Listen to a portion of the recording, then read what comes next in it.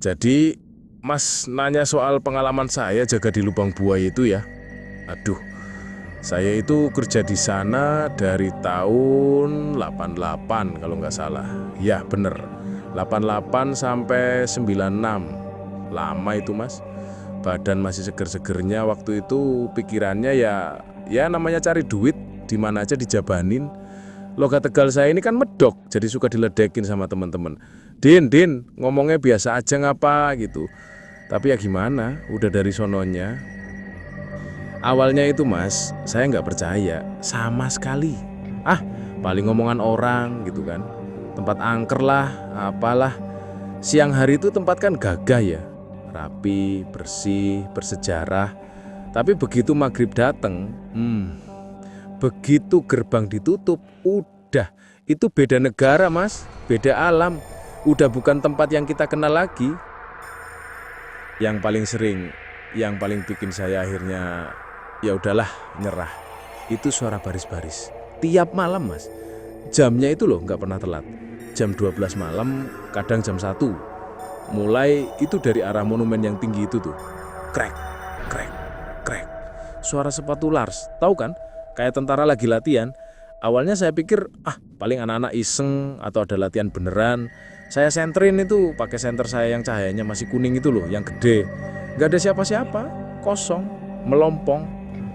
Tapi suaranya makin deket Mas. Krek, krek, krek. Kayak rombongan banyak. Jantung saya ini udah gak karu-karuan rasanya. Saya sembunyi di pos jaga, cuman ngintip dari jendela kecil. Bulu kuduk ini udah berdiri semua, bukan merinding lagi. Nah, pas rombongan itu lewat depan pos, saya lihat, ya Allah, saya lihat orang baris Mas, pakai seragam loreng-loreng tapi butut, compang-camping, jalannya tegap tapi ada yang kepalanya nggak ada. Ada yang tangannya buntung sebelah tapi posisi tangannya itu tetap kayak lagi hormat. Ada yang badannya itu bolong Mas, bolong tembus ke belakang, nggak ada darah, nggak ada apa, cuma ya bolong gitu aja. Mereka jalan aja, lurus, nembus tembok, nembus pagar, terus hilang. Nggak ngeliat saya untungnya, mereka cuma ya baris saja. Itu hampir tiap malam. Ampun.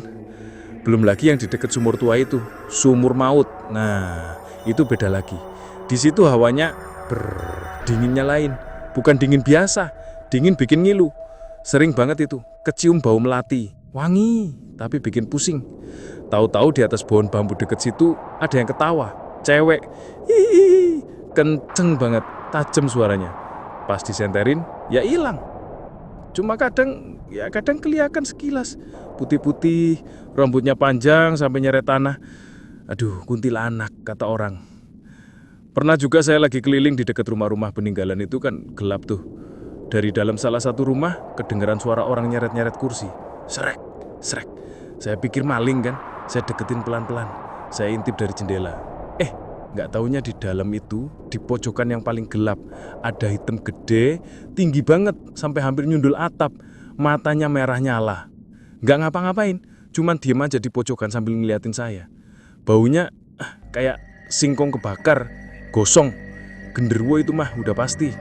Saya langsung lari Mas, nggak pakai mikir lagi, lari sekenceng-kencengnya balik ke pos. Udah nggak kehitung lah.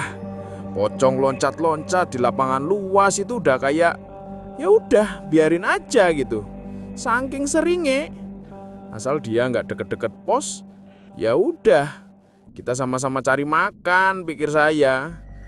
Cuma ya lama-lama kan gila juga Mas. Tidur nggak nyenyak, makan nggak enak, bawaannya was-was terus. Tiap denger suara aneh dikit, jantung langsung mau copot. Puncaknya itu pas saya lagi di pos, nulis laporan. Tiba-tiba ada yang ngetok jendela pos. Tok, tok, tok, pelan.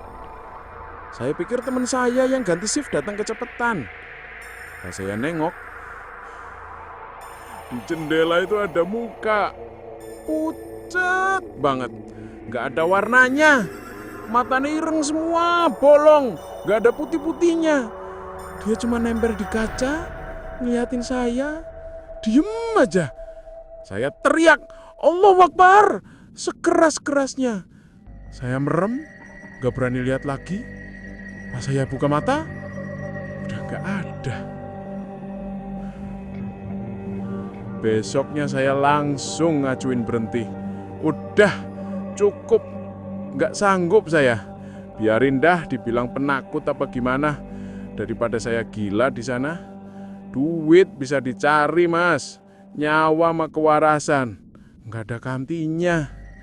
Sampai sekarang kalau lewat daerah Pondok Gede situ, saya nggak pernah mau nengok ke arah dalam.